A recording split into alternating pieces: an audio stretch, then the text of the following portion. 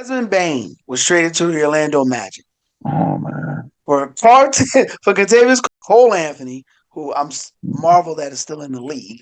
Me too. Four unprotected first round picks and That's first round picks. wild. Orlando sent Memphis the number 16 pick in this year's draft, and they'll do a first round pick swap with Phoenix or Washington in 2028 and 2030 unprotected first picks. So essentially, just a bunch of picks. Let me jump in on this if I can. Oh, you. Why on God's earth you giving up 4 unprotected first round picks for a team that's never gotten out of the first round since you've been in the NBA in any capacity? Are you kidding me? Are you kidding me? This team is going to go and trade away their future while they were building out a nice, young, healthy core where you could take those picks. And if you said to me, hey, I'm going to take these picks and go get a Giannis, that makes sense. I might give you one of these picks and a player to go get Durant. That makes sense. Desmond Bane, absolute peak is like a 28, 29 point per game score on a team without Morant that was getting blown out of the building most nights that he started without Morant and Alana. Now you trade him to a team where he at best is going to be third option because he's not going to get shots over Paolo. That's the face of the franchise. And Franz Wagner's established himself as a solid number 2. So now you got a third option wing who only plays one real side of the ball consistently, and you're taking shots away from your 2 franchise cornerstones. And you gave up 4 unprotected ones, not lottery protected ones. Lottery protected, I say, okay, they're not really giving up anything. They're going to be in the playoffs. They'll give up those picks, but not if they're bad. They're basically saying that if they lose Paolo and Franz in 2 years and they stink in 2029 and they're drafted in the top 3, those picks are getting shipped to Memphis, who's only going to take those picks and flip them to build a roster around guys that want to play with Morant. But the G got his Presti Danny Ainge on. I mean, ski mask, hoodie, stick up job, because there is no way I'm getting 4 unprotected picks for Bane, albeit Desmond Bane's in his 20s. He's young. He's got upside, blah, blah, blah, blah. He ain't worth that. If Giannis ain't going to get that, he's a 2-time MVP and NBA champion and finals MVP.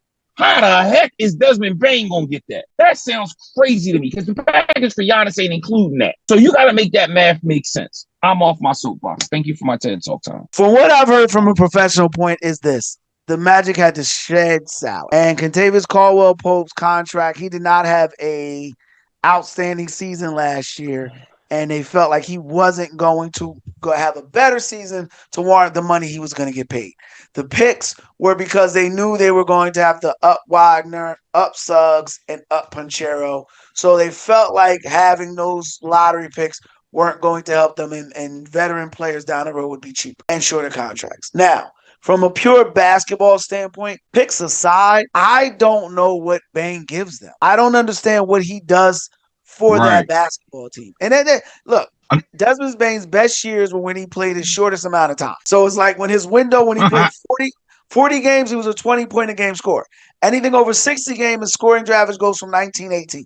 Last season, most recent season, scoring average dropped 4 points from 23 to 19. Is he a shooter? He's a solid shooter. Is he a slasher? The best part about his game is he wows everybody because he's got unusually short arms. Like, that's it. So I don't see where it makes the Magic better. The contract thing, to me, I'm not buying.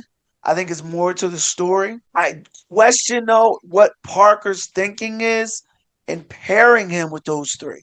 Because your core right now is Panchero 1, Wagner 2, Suggs 3.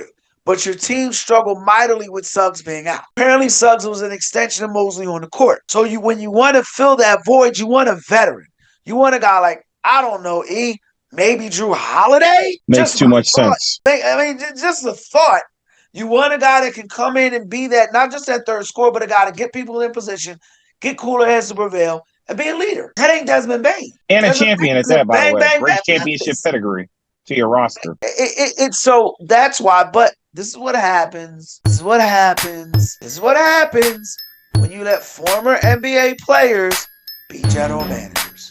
Yeah. NBA players be general managers. Because there's no way that you justify. And look, Desmond Bane is a better scorer than Contavious Caldwell-Pope. Yeah. I think he's a better basketball player. Agree. So you're paying a guy to give you less. That's not getting the most of your money. I agree. If that makes sense.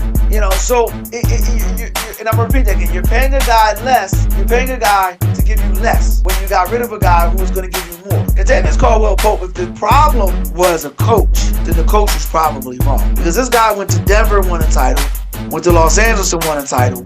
So the question now isn't if he can do it. He's done it. So and no one on that Magic roster. So that's where the question